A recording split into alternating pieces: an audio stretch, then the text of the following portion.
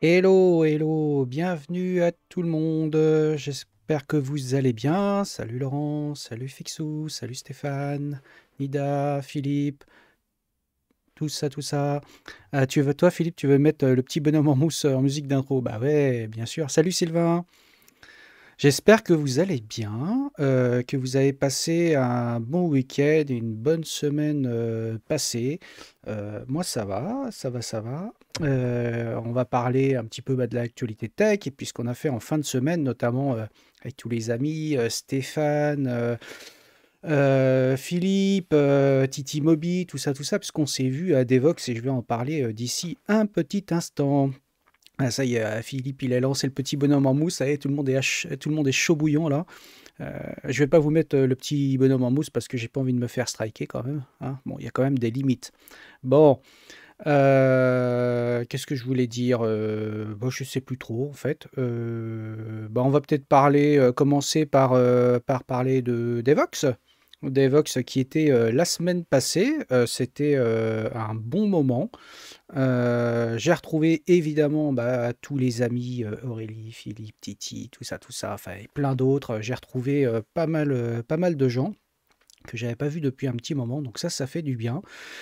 J'ai même vu des anciens collègues qui sont partis vivre leurs aventures à droite à gauche, et notamment des gens que j'ai coachés il y a quelques années, qui sont venus me voir et qui m'ont fait quand même des retours super sympas en disant quand même que j'avais eu un fort impact pour eux, et ça fait toujours plaisir à entendre. Bref, donc c'était un bel événement avec beaucoup de monde. Je sais plus combien, plus de 3 000 personnes, enfin c'était énorme. Et ils ont annoncé que l'année prochaine, Devox bah, sera toujours au même endroit, mais cette fois-ci, il sera sur 2 étages au lieu d'un seul, donc avec plus de 4 000 personnes attendues, donc ça va être énorme. Donc on verra ce que ça va donner. On verra si s'ils vont augmenter vraiment fortement le nombre de billets, ou si c'est juste une façon de pouvoir un petit peu répartir toute la foule sur un espace un peu plus large. Nida, pour répondre à ta question, moi j'ai eu mon t-shirt Clever Claude. Ah ouais, je l'ai eu. Il est quelque part là dans le panier à linge parce que je l'ai déjà mis hier. Ouais, donc j'ai récupéré mon t-shirt. Mais aujourd'hui, j'ai pas de t-shirt Clever Cloud. Mais qu'est-ce que j'ai? J'ai Sonytech aujourd'hui. Voilà, Sonytech, je le rappelle, qui est fin juin. Et j'ai hâte d'y être aussi, puisque ça va être une super conf. Salut Chavenet. Sonytech, donc qui est fin juin. Je rappelle pour moi les confs où je serai, mais il y en a d'autres entre-temps. Ouais, Sonytech, c'est à Montpellier, tout à fait. Donc Sonytech à Montpellier fin juin, vraiment tout fin juin, c'est les 2 derniers jours de juin. Il y a le camping des speakers qui est mi-juin à Baden en Bretagne. Donc ça va être un super événement aussi avec un agenda qui est assez incroyable. Là, les confs, ça va envoyer du pâté, je vous dis pas. Je pense qu'on va passer un très bon moment. Donc voilà, donc camping des speakers mi-juin, Sonytech fin juin, et juste derrière, mi-juillet, il va y avoir Riviera Dev, auquel je serai aussi. Donc là, c'est plutôt Sophia Antipolis, Nice et Sophia Antipolis. Donc ça va être sympa aussi avec des super confs. Donc voilà. Et moi, en tout cas, ce sont les prochaines que j'ai dans le viseur. Au camping des speakers, pour information, moi je vais donner un talk sur tout ce qui est comment écrire sa machine virtuelle avec une JIT intégrée de zéro, avec ses petites mimines boudinées, soi-même sans utiliser quelques frameworks, que ce soit pas de LLVM ou de ASM.JIT ou ce genre de choses, etc. Donc je vais essayer de montrer et de démystifier les techniques qui permettent d'écrire donc un just-in-time compiler. Donc là, en C++ pour l'exemple, mais ça peut se faire dans beaucoup d'autres langages. Donc c'est un petit peu la suite directe, je dirais, de mon talk sur l'émulation bah, que j'ai donné du coup à Devox, qui s'est très bien passé. À Sonytech, je vais donner un talk avec Romain Berton sur l'AGC, l'Apollo Guidance Computer, qui est donc l'ordinateur des missions Apollo. Où là, on va parler un petit peu du contexte politique, du contexte technologique, de comment il était conçu, comment c'était programmé, de tout l'héritage que ça nous a laissé. Donc ça va être un super talk là, sur lequel on est en train de travailler tous les deux tranquillement, parce qu'on a encore un petit peu de temps. Ah, merci Stéphane. Merci pour ton retour, ça fait vraiment plaisir. Stéphane qui dit: j'ai hâte ton talk à Devox, c'était top. Donc merci beaucoup. Donc à Rivière à Dev, je redonne le talk sur ressuscitons les ordinosaures, donc comment écrire un émulateur. Donc oui, Chevenet, donc j'ai eu de très très bons feedbacks sur mon talk. Ça s'est très bien passé. C'était une salle de 240 personnes qui était pleine à craquer. Et j'ai eu de très bons feedbacks. Donc j'ai essayé de démystifier tout ça en restant relativement didactique et que ce soit relativement accessible parce que c'est quand même un sujet qui est quand même un petit peu technique, on va pas se mentir, mais bon, j'ai eu de bons feedbacks et puis c'est vrai que de pouvoir ensuite à la fin lancer mon émulateur d'Amstrad CPC avec le jeu Grisor, là pour le coup, devant tout le monde, c'est toujours, on va dire, c'est le petit plaisir en plus, le petit plaisir coupable. Donc, non, franchement, je suis très content parce que j'avais peur qu'en plus le vendredi après-midi à 14h30, les gens sont fatigués, il y a des gens qui doivent reprendre le train. Tout ça. Et je m'étais dit, ah, si ça se trouve, il n'y aura peut-être pas beaucoup de monde. Bon, c'est une petite salle, mais c'est pas grave. Hein, moi, qui est 10 personnes ou 100 personnes, c'est pareil. Je donne les talks avec toujours la même envie. Mais là, pour le coup, j'étais super content qu'il y ait autant de monde. Et je crois qu'il y a même des gens qui se sont fait refuser dans la salle parce que la salle était vraiment pleine. Donc c'est cool. Oui, Nida, tout à fait pour le talk sur la mission Apollo. Oui, j'ai dans mes références Curious Mark. Évidemment, j'ai plein d'autres références qu'on connaît et dont on va parler. C'est quelque chose qui est bien documenté. J'ai notamment, je ne sais pas où il est, j'ai un bouquin sur le sujet. Alors attendez, je vais aller le chercher juste derrière. Je vais essayer de ne pas tout péter. Voilà, j'ai aussi l'Apollo Guidance Computer, donc qui est ce super bouquin qui est très très bien documenté, qui a plein d'informations sur le sujet. C'est assez technique parce qu'on parle évidemment d'informatique, d'électronique, mais aussi de mécanique orbitale et tout ça. C'est un super bouquin, je vous le conseille. Donc on a beaucoup de références. Évidemment, Ken Shirif aussi. Qui est très connu sur tout ce qui est reverse engineering et qui fait partie du projet de restauration de l'AGC. Enfin bref, il y a tout ça. Ouais, il y a Silicon Insider. Je ne désespère pas, un de ces quatre, de le rencontrer, et notamment, pour ceux qui ne le connaissent pas, Silicon Insider qui décape notamment des circuits intégrés et qui fait des photos stitchées, donc des photos en haute résolution de circuits intégrés, de processeurs, tout ça, etc. Bref. Donc voilà. Donc oui, pour le talk, il y a un replay déjà de mon talk sur le ressusciter les ordinosaures. Je vais vous le retrouver. Je l'ai partagé sur la chaîne de Fixou d'ailleurs samedi. Je vous partagerai ça, je vous partagerai le lien. Il avait été filmé lors d'un meet-up à Rennes, donc ça c'est cool. Et celui que j'ai donné à Devox, c'est globalement le même. Mais bon, chaque fois que je donne les talks, ils sont jamais exactement les mêmes. J'essaye aussi de m'adresser plus à l'auditoire que j'ai en face. Mais globalement, c'est le même sujet avec les mêmes choses. Mais ça bouge toujours un tout petit peu. Voilà pour ça. Ah, merci Fixou. Tu m'as dit effectivement que ça t'avait plu et ça fait plaisir. Donc voilà, bon, on va passer aux petites... Ah, merci d'avoir mis le lien. Merci. On va passer aux petites news. On va commencer tranquillou parce que l'heure tourne. Et puis tout à l'heure, il y a l'ami Thierry Titimobi qui fait son live à 13h. Donc je vais essayer de pas trop déborder.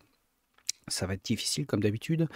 Je vous affiche, comme toutes les semaines, on parle du noyau Linux. Donc là, on est sur la version 6.3 RC7, donc la dernière release candidate de la série des 6.3. Donc comme la semaine dernière, c'est une release qui est quand même relativement ennuyeuse. Rien de foufou. J'ai l'impression que les développeurs sont plutôt calmes en ce moment. Ils essaient pas de pousser des pull requests à l'arrache auprès de Linus Torvald et de ses lieutenants. Donc, rien de particulier à dire par rapport à tout ce que j'ai déjà dit les semaines précédentes, sachant que la RC7, ça devrait être la dernière des releases candidates sur la 6.3. Donc normalement, la semaine prochaine, si tout se passe bien, dimanche prochain devrait arriver Linux 6.3 en version finale. Voilà. Et bien évidemment, je pense que derrière, on va enchaîner sur les fenêtres très rapidement, les fenêtres d'intégration pour la 6.4. Donc voilà, pas grand chose à dire donc pour cette version, comme à son habitude, c'est une version sans grande surprise. Surtout que là, on arrive à la fin de la fenêtre d'intégration, donc effectivement, tout se stabilise. Et donc, bon, j'ai déjà parlé de ce qu'il y avait dedans, de l'ajout de support matériel, du risque 5, des petites choses, mais bon, c'est pas une version révolutionnaire. Ensuite, sur la news suivante, je voulais vous parler de LXQt. LXQt qui vient de sortir en version 1.3. Donc LXQt, qu'est-ce que c'est? LXQt, c'est un environnement de bureau pour les systèmes de type Unix. Donc ça inclut Linux, BSD et tous les systèmes de type Unix et POSIX. Donc LXQt est un environnement de bureau relativement light qui est basé sur le kit de widget Qt que l'on connaît bien. Il a l'avantage d'être disponible sur plein de distributions. C'est un environnement de bureau qui est quand même relativement léger et avec des paradigmes qu'on connaît déjà depuis longtemps avec une sorte de menu démarrer, etc. etc. Donc très, très facile d'accès. Notamment pour les débutants. Et puis l'avantage, c'est que ça tourne sur des machines qui n'ont pas besoin de gigahertz ou de pétahertz ou de gigas de mégaoctets de RAM en veux-tu, en voilà. Donc il est quand même relativement économe en ressources et ça, c'est plutôt pas mal. Ça permet, moi j'aime bien les environnements de bureau qui sont très simples. Vous savez, j'utilise donc comme distribution Linux sur mon laptop et mon desktop Linux Mint. Avec un environnement de bureau Mate, qui est l'ancien environnement de bureau GNOME 2, qui a été forqué lorsqu'il a été abandonné par la fondation GNOME.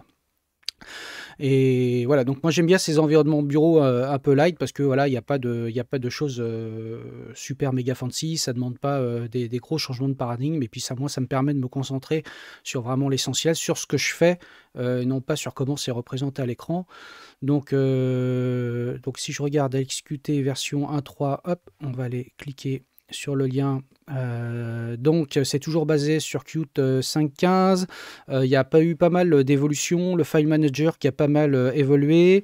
Le terminal, donc QTerminal, qui a eu pas mal de corrections de bugs, des corrections aussi dans le gestionnaire de session. Etc., etc. Donc vous savez, je vous mettrai le lien comme d'habitude sur le replay. Pas mal de petits correctifs. Vous pourrez aller voir les release notes en détail. Donc c'est plutôt pas mal. C'est quand même un environnement de bureau qui est quand même assez dynamique. Vous pouvez le retrouver là, vous voyez, sur différentes distributions. Donc, oups, j'ai cliqué sur quelque chose que j'aurais pas dû, hop, sans faire exprès. Allez, revenons. LXQt, où est-ce qu'il est? Il revient là. Donc, je disais, disponible sur pas mal de distributions, donc Debian, Devuan, sur du BSD aussi, donc NetBSD, FreeBSD, Mandriva, etc., etc. Donc n'hésitez pas, si vous cherchez un petit environnement de bureau qui est rapide, efficace, pas trop consommateur, donnez-lui une petite chance. Je pense que ça pourrait vous faire plaisir. Donc, toi, Nida, tu dis LXQt sous FreeBSD, quelques petites merdes parfois sur les icônes. Ouais, c'est des choses, comme tous les environnements de bureau, hein, il y a toujours des petits bugs qui peuvent subsister. Mais bon, faut pas hésiter à faire d'ailleurs des rapports de bugs quand il y en a. Ça permet quand même aux distributions ou ceux qui sont derrière les projets de pouvoir faire évoluer tout ça et corriger. Voilà, donc tu dis, seul souci, gestionnaire de fenêtre en dessous, OpenBox n'est plus mis à jour depuis un bon moment. Ouais, je sais, il n'est plus mis à jour, mais bon, je crois qu'ils le maintiennent par rapport à ce qu'ils ont besoin. Je me demande, alors peut-être que je dis une connerie, mais peut-être que je confonds avec un autre environnement de bureau, je crois qu'ils sont en train de penser à forquer ou à faire leur propre gestionnaire de fenêtre. Je ne sais plus trop, peut-être que je dis une grosse bêtise, vous me corrigerez si c'est le cas. Salut René, je n'avais pas vu que tu étais arrivé. Voilà, ensuite, dans la lignée, puisqu'on parlait de Qt, KDE, tout ça, etc., etc., donc des environnements à base de la librairie Qt, eh bien, sachez que Digicam, le gestionnaire de photos, est sorti en version 8. Donc c'est un gestionnaire de photos qui vous permet de gérer vos collections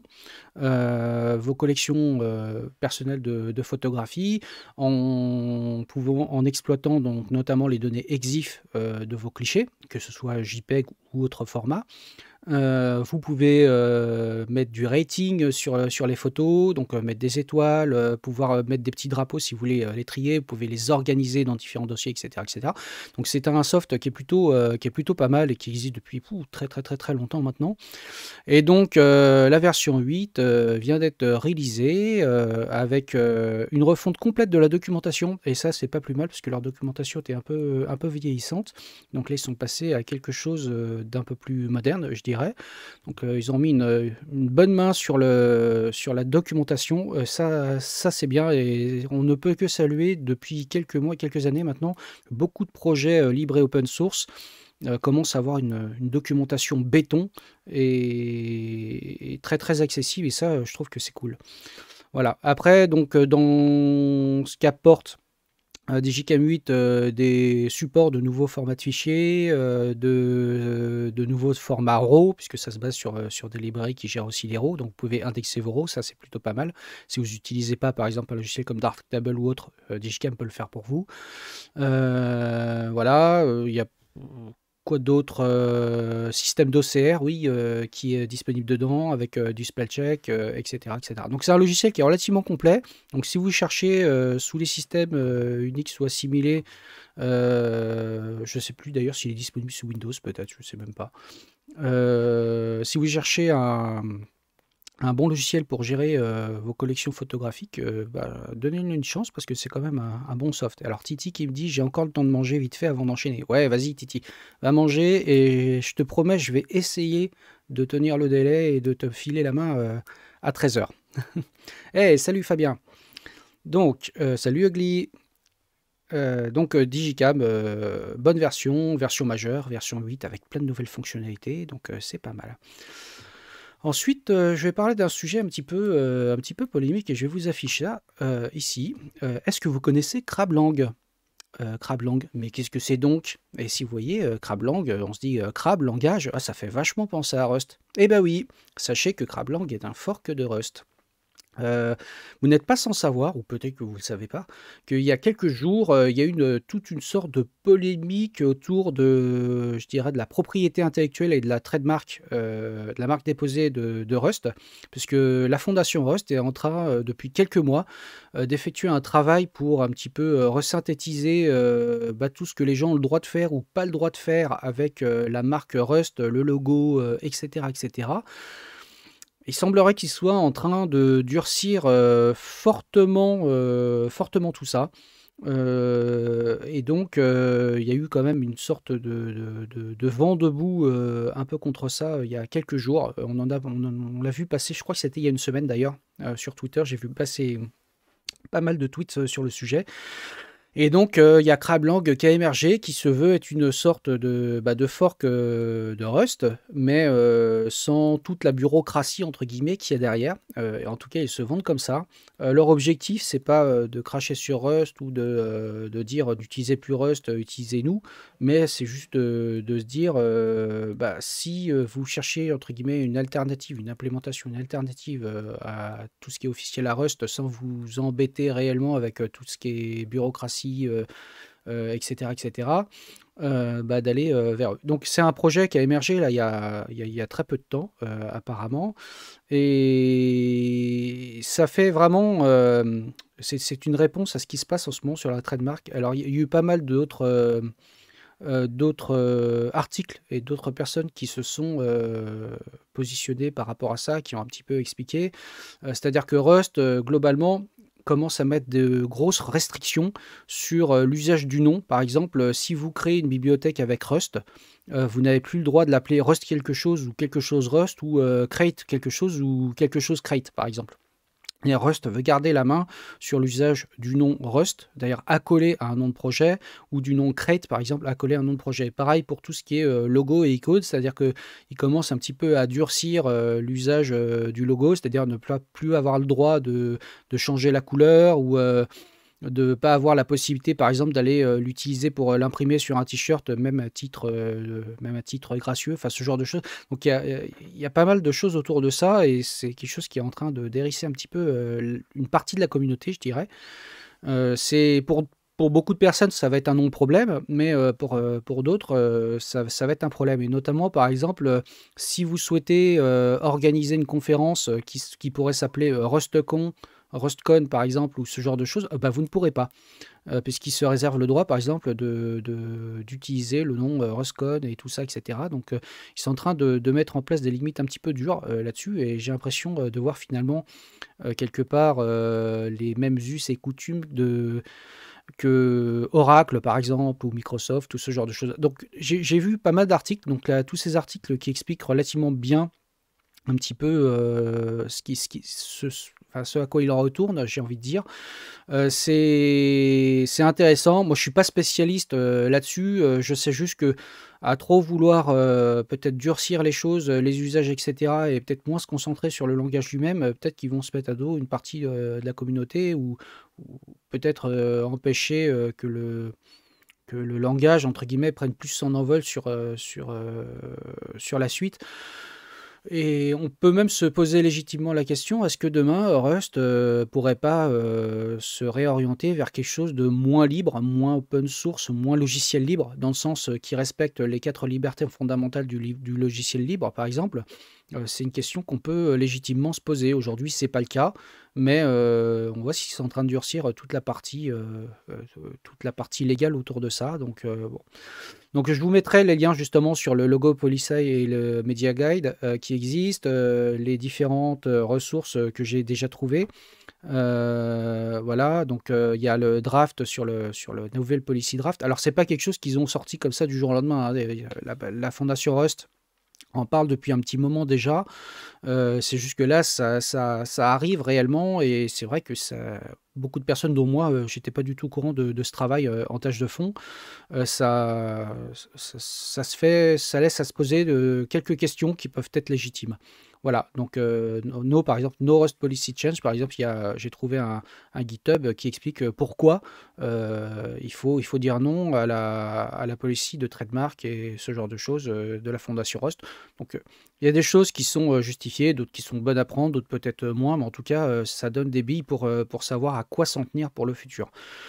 Donc c'est un sujet intéressant. Faut se poser les questions. Alors Nida, tu dis comprend la volonté de contrôler l'image, car au final, c'est un peu une marque comme d'autres projets open source. Oui, c'est une marque.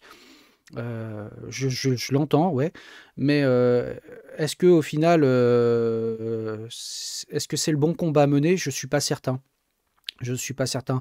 Après, qu'on pose des limites par rapport à des boîtes qui voudraient faire leur beurre sur le dos d'une fondation euh, sans forcément la rétribuer à sa juste valeur, ça je le comprends. C'est-à-dire éviter les abus. Mais par contre, effectivement, je pense que c'est pas toujours, enfin c'est pas manichéen, c'est pas juste ou tout blanc ou tout noir. C'est-à-dire qu'il y a beaucoup de projets qui ont lancé des bibliothèques, des projets, etc., avec le nom de Rust, avec comment je dirais, une empreinte très, très, très rustée, là pour le coup, et qui risquent de se retrouver dans une position peut-être délicate parce que risquent d'avoir des avocats au derrière. Bon, je sais pas, je sais pas. Ouais, un coup de GPL3 et on bloque tout, ouais, c'est pas une solution non plus. Mais je sais pas. Moi, je serais plutôt d'avis, tu lances un langage, tu lances une plateforme, bah ouais, que la fondation garde sa propriété intellectuelle, etc. Moi, je pense que le combat, c'est de faire plutôt évoluer la plateforme plutôt que de faire évoluer la partie légale derrière. Mais bon, je suis pas avocat, je connais pas forcément les tenants et les aboutissants de tout ça. Donc bon, ouais, bah tiens, comme le dit Fabien, cannot modify the color of form of the Rust logo. Bah ouais, même Oracle ne fait pas chier pour réutiliser Duke. Même Oracle sur l'usage du logo de Java, bah on a le droit de modifier le fond, enfin, dès lors où on s'accapare pas la propriété intellectuelle, pardon, qu'on se dit pas par exemple que le logo Duke, ouais, c'est le mien, c'est moi qui l'ai créé, bah Oracle fait pas trop chier là-dessus. Donc voilà, bon, bref, c'est Si tu fais des millions en utilisant Duke sur des t-shirts, ça sera pas la même. Oui, c'est vrai, mais en même temps, je suis désolé, on était à Devox la semaine dernière. Il y a des gens qui utilisent Java marqué en gros sur leur stand avec des logos Java sur des t-shirts qui n'ont pas du tout été sponsorisés par Oracle. Je pense que dès lors où ça reste, comment je dirais, limité, ça pose pas trop de problèmes. Et Oracle, lui, il fait essentiellement son beurre, on va pas se mentir, sur la vente de licences hein, de ses logiciels. Mais bon, essaye de faire une Firefox Conf sans l'accord de la fondation. Bah ouais, mais c'est exactement pareil. Rappelons que Rust, ça vient de la fondation Mozilla et que c'est exactement la même chose.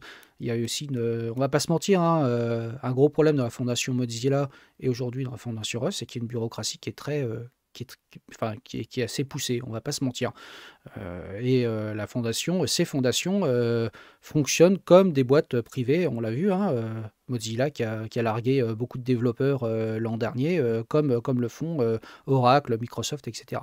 Donc bon, oui, et tu ne peux pas enregistrer un nom de domaine avec le mot Rust dedans. Et d'ailleurs, à ce sujet, je vais vous afficher ça à l'écran. Je vous ai déjà parlé de Compiler Explorer, donc qui est le fabuleux outil d'analyse de Matt Godbolt pour analyser le code source qui est généré par un compilateur. Et bien, Matt Godbolt avec Compiler Explorer, il a un sous-domaine qui s'appelle rust.godbolt.org. Et bah, malheureusement, il le dit, pourtant on est un peu tard pour un poisson d'avril, mais là, du coup, ça va devenir difficile pour moi, si ce n'est impossible, de proposer un service Rust dans Compiler Explorer sans violer les conditions d'utilisation qui sont en train d'être mises en place par la fondation Rust. Donc, alors que là, pour le coup, Compiler Explorer, c'est vraiment un service gratuit qui rend d'infinis services à de nombreux développeurs, dont moi, parce que je suis très grand utilisateur de cet outil. Et donc, les gens qui veulent se dire, bah tiens, je vais analyser le code qui est généré par Rust, là, pour le coup, Matt Godbolt est en train de se poser la question de savoir est-ce qu'il va continuer à proposer la partie analyse Rust, parce que là, ça va devenir compliqué. Voilà. Mais bon.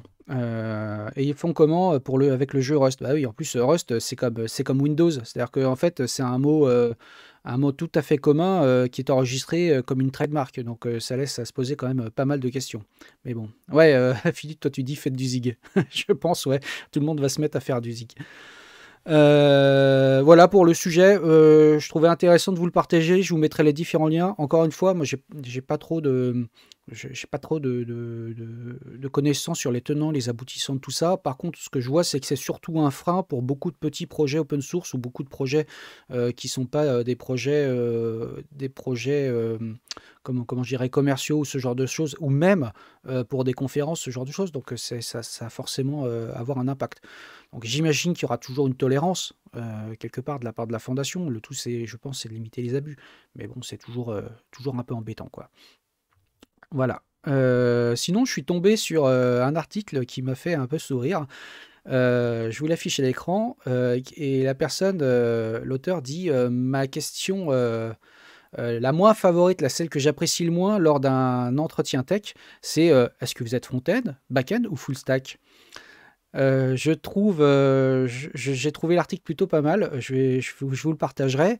Et effectivement, c'est une question aujourd'hui qu'on pose surtout dans le développement web, là pour le coup, mais ça vaut aussi pour d'autres, je pense, d'autres domaines où on entend souvent la question vous faites plutôt du front, plutôt du back, est-ce que vous êtes full stack, etc. Ça laisserait à penser qu'aujourd'hui, on est plutôt dans un écosystème de développeurs où les développeurs ont une spécialité propre, ils ne peuvent pas en sortir et c'est un peu c'est quelque chose que j'ai noté déjà depuis quelques années et je trouve ça un peu dommage de se dire moi je suis juste front-end, back-end ou je suis full stack et encore full stack, ça veut un peu tout dire à rien dire, ça veut dire que tu fais tout bien mais en fait rien de bien. Je sais pas. C'est vrai qu'aujourd'hui, quand tu veux faire du développement web, tu peux être confronté, tu peux avoir une spécialité, c'est-à-dire être beaucoup plus à l'aise avec le front ou beaucoup plus à l'aise avec le back. Donc tu peux avoir quelque chose que tu préfères, et c'est vrai pour toutes les technologies qu'on utilise. Mais de là à dire, est-ce que c'est quelque chose qui rentre vraiment en ligne de compte lors d'un recrutement? Je sais pas. Je sais pas. C'est donc la personne qui a rédigé l'article explique le pourquoi, il n'aime pas du tout cette question et sa conclusion, c'est, cette question: «Are you front-end, back-end or full stack?» C'est, ouais, c'est que ça revient à dire, «Hey chef, est-ce que tu fais, plutôt, des pizzas, des salades ou est-ce que tu fais les 2 ou, si tu es mécanicien, est-ce que tu travailles plutôt sur des, mobylettes, sur des bagnoles ou les 2?» Ce genre de et cetera et cetera. Ouais, je trouve la question intéressante et la façon, en tout cas, de l'aborder dans l'article est assez intéressante. Ça laisse à se poser pas mal de questions, sachant qu'en tout cas, moi, on est full stack informatique, ouais.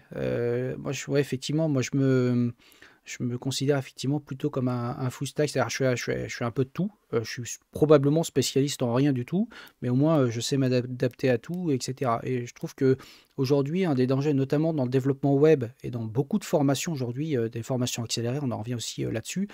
Beaucoup de gens qui sont formés pour une spécialité, une spécialisation particulière sur un domaine particulier. C'est-à-dire que même aujourd'hui, on ne forme plus des devs front, on forme des devs front qui utilisent React. Je trouve ça un petit peu dangereux parce que d'une part pour ces personnes, c'est-à-dire que si jamais il y a un très gros move qui est fait sur la technologie et de se retrouver sur le carreau, et puis je pense que la plupart des gens, quand on est développeur, quand on développe, bah, on peut apprécier une technologie, mais aussi travailler sur plein d'autres choses qui sont autour. Moi, vous me connaissez, je fais plutôt adepte du C, du C++, du Rust, je fais un peu de Go, enfin plutôt des choses plutôt bas niveau. Mais ça ne m'empêche pas de savoir faire un peu, hein, sans être expert sur le sujet, parfois du front, parfois un peu de back ou d'autres technos, même du Java. Voilà, c'est des langages et des environnements que je connais bien. Je ne vais pas dire que je maîtrise, mais que je connais très bien. Et je pense que être développeur, c'est pas juste maîtriser un langage ou un environnement d'un langage, mais par exemple le front ou le back, mais de connaître un petit peu les tenants et les aboutissants de tout. Après, on peut apprécier plutôt travailler dans un domaine que l'autre. Voilà. Kernighan-Behachi, c'est la Bible. Bah oui, évidemment. C'est la base de la base. Tout le monde devrait avoir lu le Kernighan-Behachi, au moins pour sa culture personnelle. Et donc voilà. Donc je vous partagerai l'article. Alors après, je sais qu'il y a beaucoup de gens qui vont m'argumenter. Non, mais moi, quand je recrute quelqu'un, si je recrute un front, je veux qu'il soit expert front, etc., etc. Bon, sauf que comme je le disais, si la personne est expert front, souvent maintenant elle est plutôt expert front dans une techno particulière, par exemple React ou Vue. Et le jour où tu changes de techno, c'est un petit peu compliqué.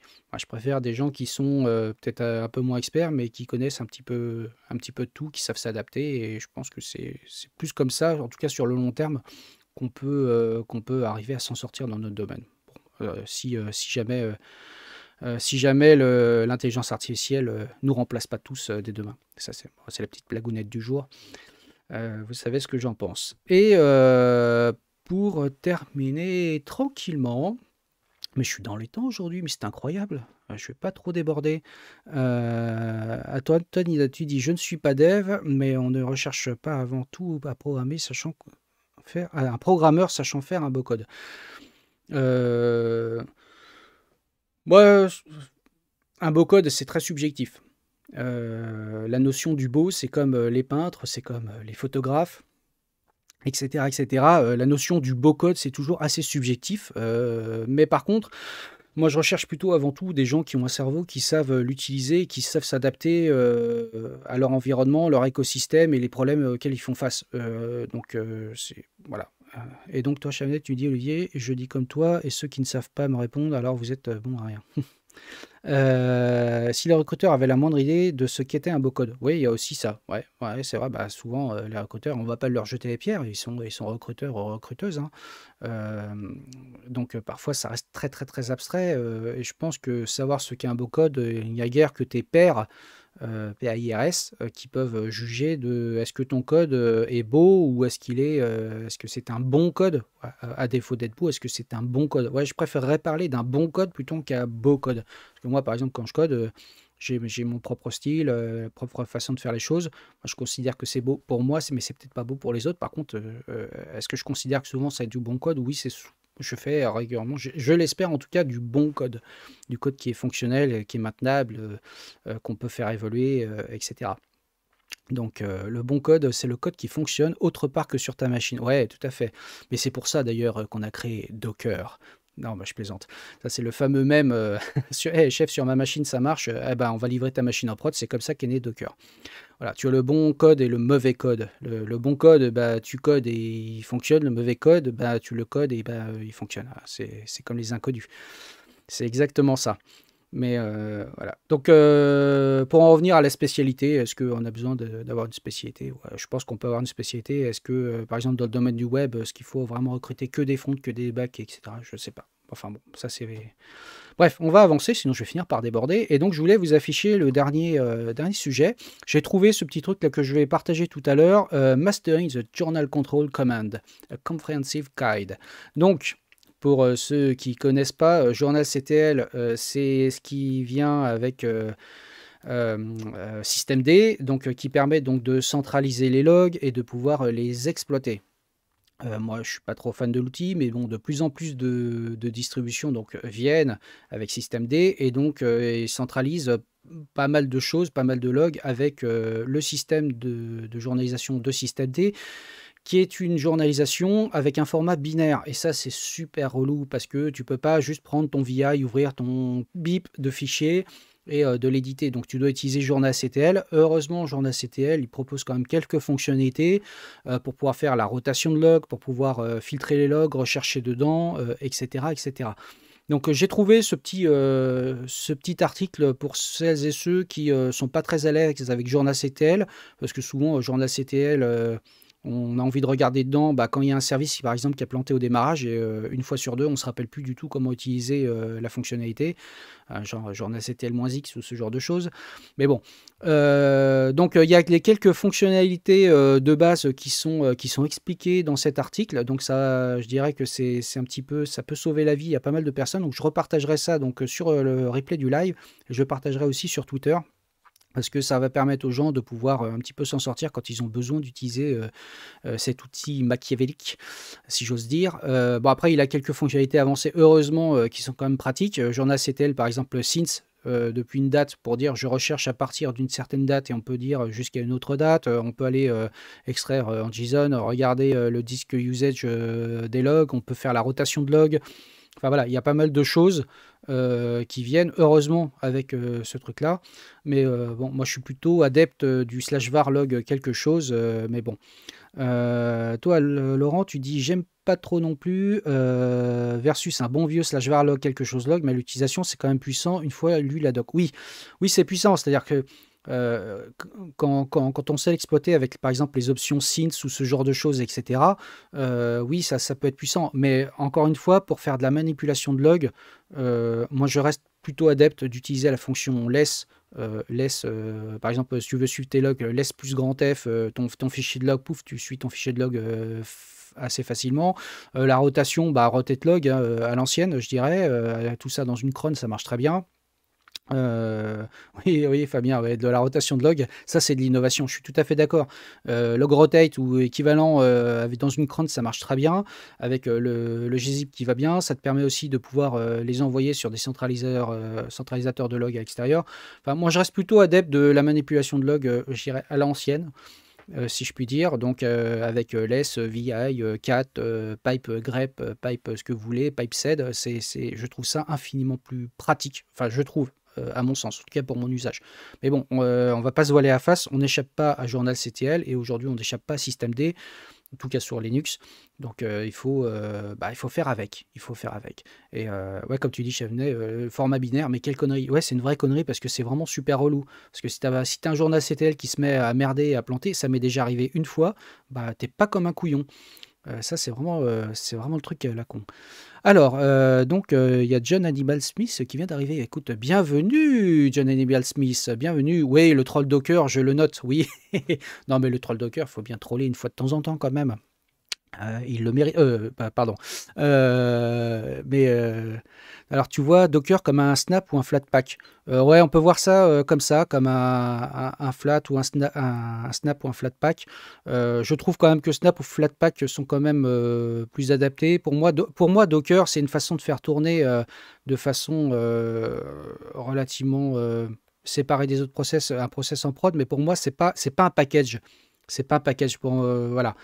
Mais bon, ça, c'est un grand débat. Moi, je suis plutôt d'avis que si tu veux délivrer un exécutable et le délivrer sur une distribution, qu'elle soit Linux ou d'ailleurs BSD ou ce que tu veux, etc., bah, tu utilises le gestionnaire de package et tu crées le package qui va bien. Dans mes précédentes vidéos, j'ai déjà montré, par exemple, comment créer un paquet Debian. Ça n'a rien de sorcier. C'est assez facile. Et ce qui n'empêche pas d'utiliser de la conteneurisation à l'exécution. Notamment, tu peux délivrer ton package, par exemple, sous FreeBSD et utiliser les BSD jails pour faire tourner ton process. C'est pas du tout incompatible. Je pense que Docker est une réponse, une mauvaise réponse à un faux problème, peut-être. Mais bon, aujourd'hui, le problème, c'est que Docker, ça permet d'avoir un environnement d'exécution qui est reproductible sur les machines des devs et en prod ou en pré-prod, ce que tu veux. Et ça, c'est vrai que ça marche bien. Aujourd'hui, le fait est que de plus en plus d'applications sont livrées sous la forme d'un conteneur Docker, et ça, moi, je suis tout à fait contre. Mais bon, ça, c'est un avis personnel. Voilà. Donc pareil, alors les logs binaires, c'est du non-sens pour moi. Sous Windows, il y a une commande PowerShell à faire. Ouais. Oui, bah alors sous Windows, c'est le même principe. Exploiter les logs sous Windows, c'est super relou. Mais bon.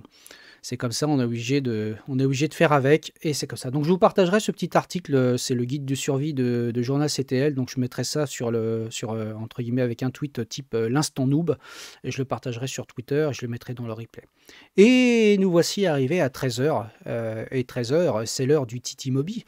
Donc finalement, j'ai encore une fois beaucoup parlé, j'arrive pile poil à l'heure. Donc, j'espère que vous avez passé un bon moment. Moi, en tout cas, j'ai passé un bon moment avec vous. Comme je vous dis, j'ai passé un très bon moment en fin de la semaine dernière. Et puis, ouais, je termine à la cool, Thierry. On va faire un petit raid chez toi, là, dans une minute. Voilà, la semaine prochaine, il n'y aura pas de live parce que la semaine prochaine, je suis en congé, je suis en vacances. Je vais partir en Bretagne, je vais aller à Carnac, d'ailleurs. Donc, on va aller prendre un petit peu le frais, un petit peu l'air avec ma compagne. Et donc, voilà. Donc, il n'y aura pas de live lundi prochain, mais un live dans 2 semaines. Et puis, d'ici là, d'ici qu'on se retrouve, je vous souhaite de bonnes vacances pour celles et ceux qui en prennent. Moi, je vous dis une bonne fin de semaine. De toute façon, on garde le contact sur les réseaux sociaux. Et puis, je vous fais des bisous. Je vous dis à très, très, très, très bientôt. Salut Nicodev, bienvenue. Bienvenue. Je vous dis à très bientôt. Et puis, on va aller basculer chez l'ami Titi Mobi. Donc, on va faire le petit raid des familles Titi Mobi. Allez, c'est parti. Est-ce que ça part? C'est parti. Allez, dans 10 secondes, on bascule chez l'ami Thierry. Tranquillou, fifou, qui va nous accueillir. Il a plein de choses à nous raconter. Je crois qu'il a reçu quelque chose qu'il va absolument nous montrer. Donc, on va aller voir ça tout de suite. Bon, je vous fais des bisous. Ciao, bye bye. C'est parti pour le raid.